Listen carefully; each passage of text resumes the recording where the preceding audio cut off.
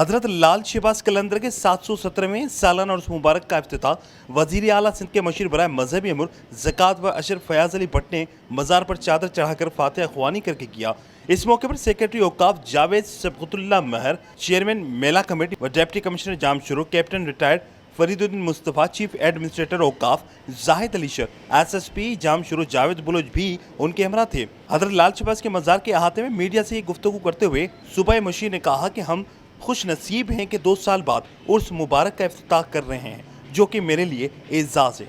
अल्लाह पाक से दुआ है कि सिंध समेत हमारे मुल्क और अवाम शाद व आबाद रहें। उन्होंने कहा कि हम मेज़बान हैं और ज़ायरीन हमारे मेहमान हैं और ज़ायरीन को जो भी तकालीफ या मसाइल दरपेश हैं उन्हें दूर किया जाएगा।